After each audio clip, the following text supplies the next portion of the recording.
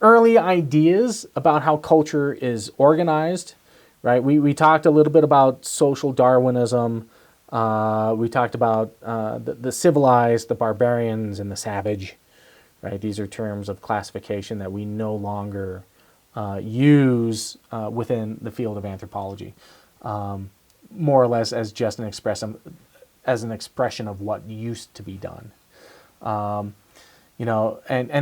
this oftentimes was used during the process of colonialization, of colonizing people, of doing missionary expeditions, and early Europeans that were going out and exploiting communities. And this wasn't done strictly by Europeans, but they had a massive impact, and certainly have affected the Western world, as we call it, because of how they interacted with cultures and what they were able to do. If we look at Boas and Malinowski, they led very progressive means of explaining culture and development, and explored the cultural relativism, and how cultures are oftentimes much more equal than and not based on necessarily technological or cultural civilized expressions, right? They don't have to be as technologically advanced or as culturally advanced as the Western idealism to be just as viable and successful and unique as any other culture. Boas created this idea of historical particularism, which sort of dismissed any sort of idea that evolution or cultural evolution was anywhere associated with biological evolution. Okay, he didn't believe that you had to be more evolved as a human to become more civilized, right? And that's what a lot of early colonials were doing. They were justifying the actions of like slavery, because, well, they're not full humans. They're not equal to us, and so we can treat them differently. And so Boas basically said, no, that's not accurately true. That we're looking at biological and cultural differences. Biologically, there's no difference, right? Culturally, it depends on how successful they were in that given environment. Malinowski, who worked on structural functionalism, really focused on different aspects of culture, and included different concepts like kinship and religion and politics, economics, and how all of them came together in this holistic approach. And that's really where a lot of anthropology is focused on, is taking all of these things into account. However, early anthropologists, and these guys included, had a tendency to look at a culture as a static entity, right? And we've talked about how culture changes constantly. But what a lot of researchers did is they sort of said, okay, well, this is what's going on right now with this culture, and this is this culture, right? This is this representation. And they didn't always necessarily take into account the process of time and how influence might come in, or how their neighbors might change and interact with those communities and modify communities, and how, again, culture is always in flux. Some of these folks didn't necessarily take that into account. We also have some more contemporary ideas, and basically start incorporating more of a holistic approach. If you look at Gertz, who did the interpretist approach, basically he looked at a lot of symbology concerning a culture and how something might be a representation of something but have a much deeper meaning. And what he would do, which is called a deep dive or a thick description. I say deep dive, he says thick description of any given event, and can get an aspect of that culture. One of the things that I like to use as an example is giving someone a wink, right? Well, if we wink at someone, like, all right, it can be either really creepy, or it can be like, hey, way to go, and it can be kind of fun, or it can be like real sexy, something like that. But they all have different meanings behind it. I know that wasn't sexy. I apologize. But they all have different meanings. They all have different ideas behind that wink. And what Gertz would do, he'd be like, okay, so let's look at this this practice and see really what are all the different meanings behind it, and how did they get started, and how do they change to mean different things, and how are they expressed, right? What are the ways that these different winks can be expressed?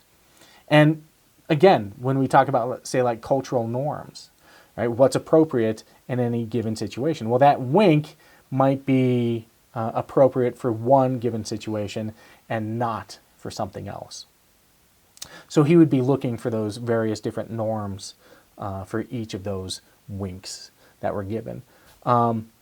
An example I also like to use is football, right? I used to love football. I'm not a big football fan anymore. But it's a great way to understand sort of contemporary folks in a contemporary event, right? We're not necessarily looking at large scale. We're starting to look at a smaller scale event practice, right? These are things that happen at a certain time of year, on certain days, and what goes into them. So if we look at various teams, right, they create an identity for themselves. If you look at the Raiders, right, they have an identity, or the Patriots, or the Broncos. They all have a certain identity that is associated with them, oftentimes because of the players that are there. They help create these identities, and these identities again can change over the course of time as new and different players come in. That I remember as a kid hearing about the Orange Crush, right? And that was the Broncos defensive linemen and linebackers that were just, they were monsters, right? Just monsters. But they were the Orange Crush, right? Really cool. Anyway, so they create these identities, and then those identities are reinforced through their interactions with other teams, interactions with their fans. Their fans will wear specific clothing that identifies them as a member of this community, right? I'm going to get my Bronco hat out, my jersey, and everyone is going to know who I like, right? And I am a part of this community. But then, and it happens every week, right? It happens for a number of months out of the year, and we all get together on Sundays, but it gets even more deeper than just that. So let's look at football and how it has an impact on the smaller communities. So let's say you invite a bunch of folks over to your house for a barbecue, right? So you've got friends, you've got family members coming over, and everyone's wearing their their garb, they're identifying with this team. But you're also doing something else. You're sharing food, right? You're working within the community to share the food that you buy, or people might do a potluck and they might bring their own food. And then all of a sudden you're there together. And what else happens? Well, you start sharing this identity, right? You start sharing this identity of yourself. And you start talking about old times and friends and family members that might not be there. And it creates an opportunity for this group to commiserate over things that have happened to them in the past. And it gives them hope for things that are in the future, and it reinforces behavior. So this weekly event of football isn't just about the team getting together, but it has a deeper meaning within the community, that it supports a family get-together and communication with folks that you might not see maybe even the rest of the year, but during football season, man, everyone's together every weekend. And it becomes an event. And it also represents getting out of the daily grind, right? It's a reason to relax and to enjoy. At the same time, it can also change the mood not only of an individual, but of an entire city, right? If your team wins, everybody celebrates. If your team loses, then you can literally see a marked change in the mood of a city, and especially if it comes down to like a championship game, where, if you win, and I've been around Colorado for a long time, and I remember what it's like to win the Super Bowl, and just, the love and the cheers and all the great stuff that goes on with having those sort of like parades and stuff, and how good it feels. And I also remember how we lost a lot and what that did to the city. And we're all like, oh man, I mean, this really sucks. You get so hyped up throughout the entire year and your team's doing great, and then they blow it. They completely blow it. Sorry. Anyway, so football. We see that kids will idolize football players. It helps them to have something to shoot for as a kid.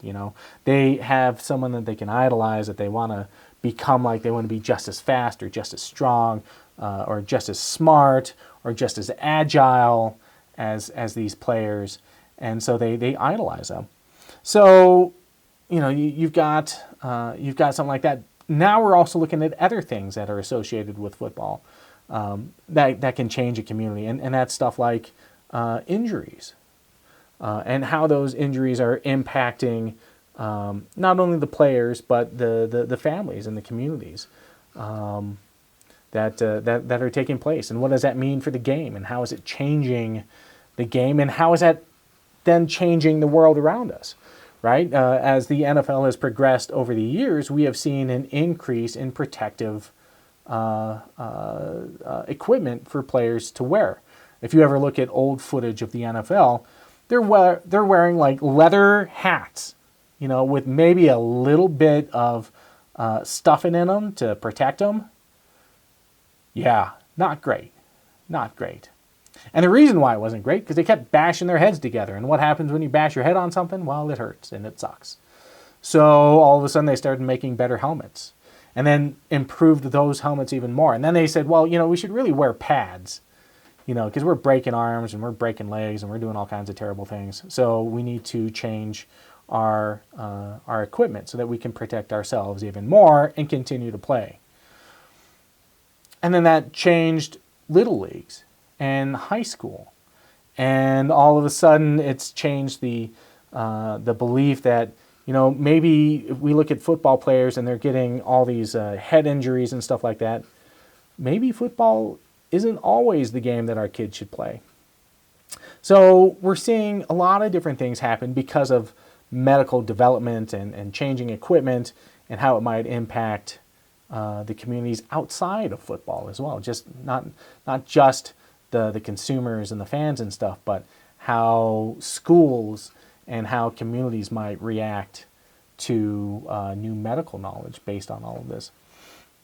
And of course, we also have the fact that it is a national stage, right? And we can talk about Colin Kaepernick, who literally set a fire, not literally, figuratively, set a fire that has changed all of national sports and has changed how folks look at sports and at politics. A lot of people say that sports and politics shouldn't be put together. But in many ways, sports and politics have always been together. I mean, all we have to do is even go back and look at some of the early Olympic Games and see how people changed and resisted and brought their political values to the podium. So, we have to look at this stuff as not necessarily whether or not you might agree with it or not, but what's the impact, right? What is the impact of Kaepernick doing all of this stuff? What's the impact of the women's soccer team, who are arguably better than the men's American soccer team, but they don't get paid as much, right? So what's the impact there? And what does that say about American culture in general? So we can take a look at some of this stuff and then start diving deeper and start answering certain questions that, while we've got an answer right here, but how do we get to that question? And what are the questions that we have to ask to get those answers? What Gertz sort of left out of his approach was sort of his these ideas about power. So while he was going in and looking at oftentimes the reasoning behind certain things, he would do his thick description, trying to really find out the basis for some aspect of culture. One of the things that he didn't usually bring up is the concept of power and how power can have a big influence on a community and not just be sort of culturally based, but how power has a big influence on it. And so one of the things that we have to sort of talk about is what is power, right? What does somebody with power have? Is it the ability to influence change, to create some aspect of change?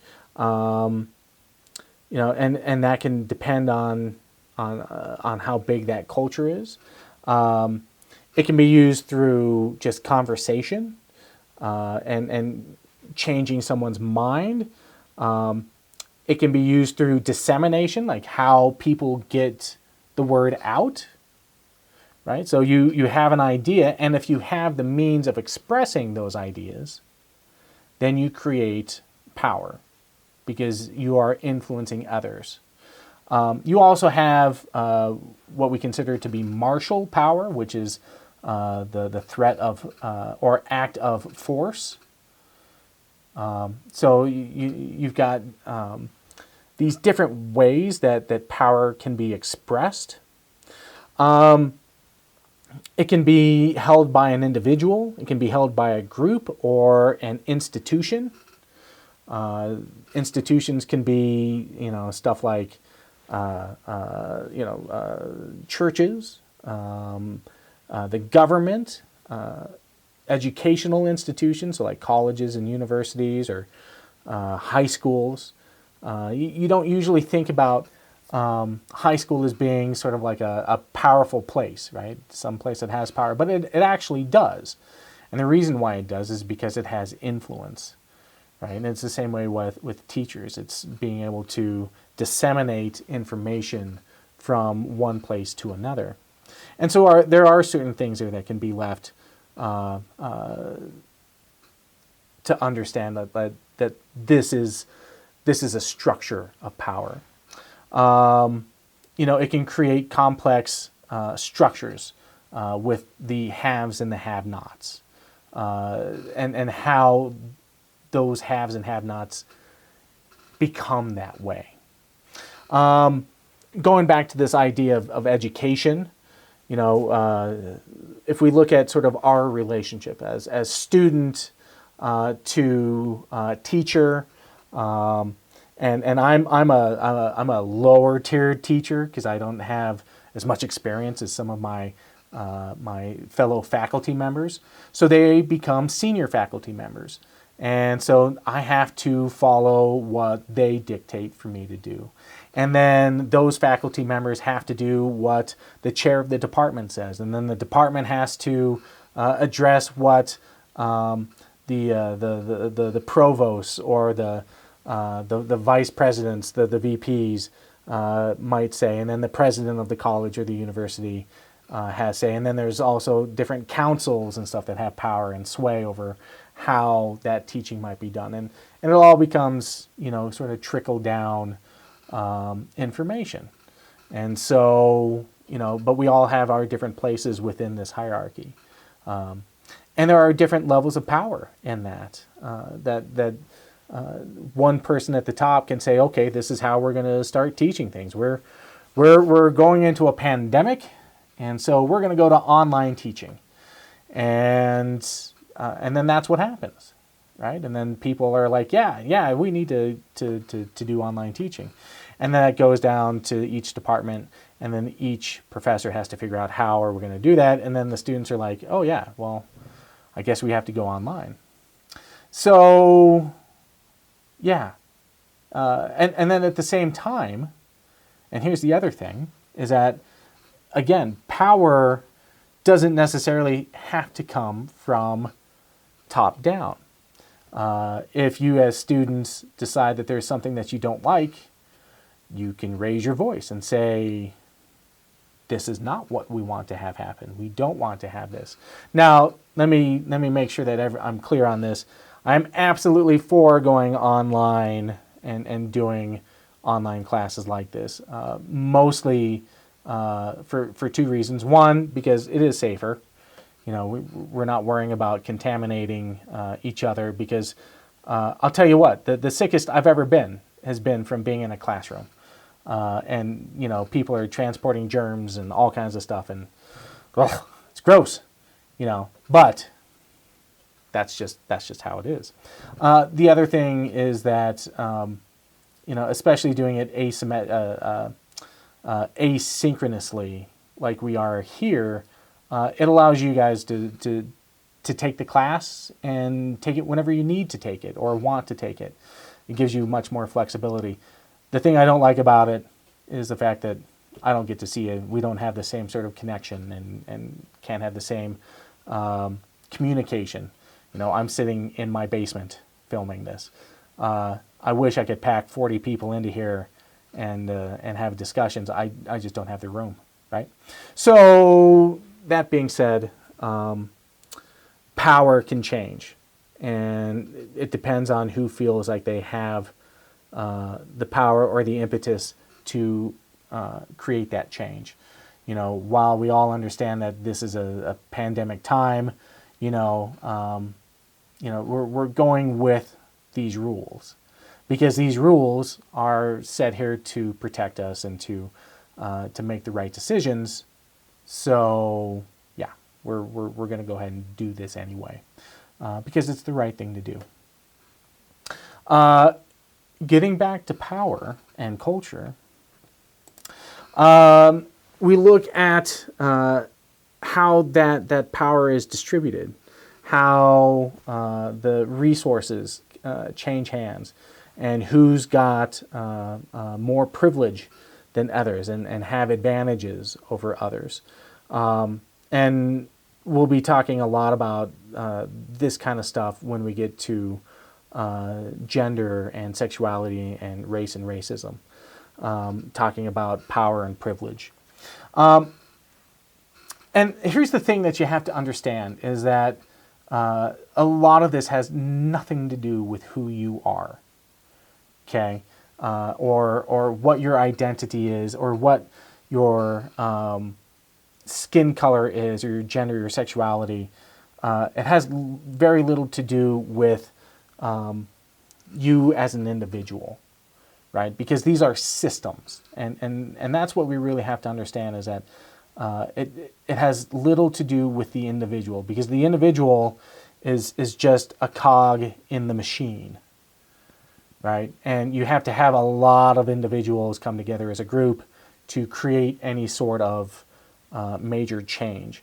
So, you know, when as researchers, as people living in a community, the thing that we always have to understand is that it isn't about you as an individual. It has to do with us as a community. And so that's really one of the important things that we will be talking a lot about later on as well. So yeah, and that's the thing, that power changes hands. We see that in the political system right now. Oftentimes, power ebbs and flows in different ways. You know, you had 8 years of Clinton and then Bush that took kind of like a not quite a 180 from Clinton, and then you got Obama that comes in and did a 180 from Bush, and then you had Trump that did a 360 and then another 180 and then did something else, because who knows what's going on there. And it changes back and forth. And it all depends on this group of people that become more active and want to say something about power and how it should be used. And oftentimes it's in opposition, right? It's oftentimes in opposition to what's actually being done. And we see this in politics often. And that's where, like, you know, Obama, when he was elected, it was a blue landslide, and you know, the Senate was mostly Democratic, and the House was mostly, or the House and Senate were mostly Democratic, and then you had the president who's a Democrat, and they're like, yeah, that's good stuff done. And then 2 years later, the House, it was either the House or the Senate, turns red, right? It becomes Republican again, and that was a reflection, right? That when that was done, it was another group of people that said, oh, we really don't want this. And so we're going to elect people in to stop it. And so you have this ebb and flow of power that takes place. And, you know, the next president of the United States is probably going to be fairly liberal, you know, whether it's Biden or someone else. That power flows. So it moves this way like a pendulum, moves this way, then it moves this way, and then it moves this way. And that's how our culture has been going about for decades, if not hundreds of years.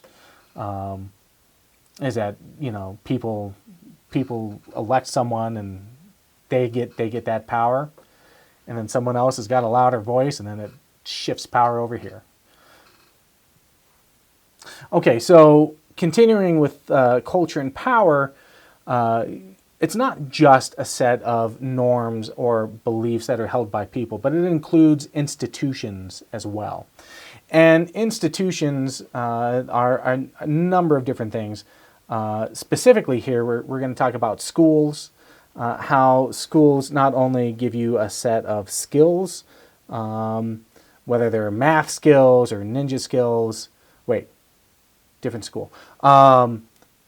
English skills and writing skills and stuff like that.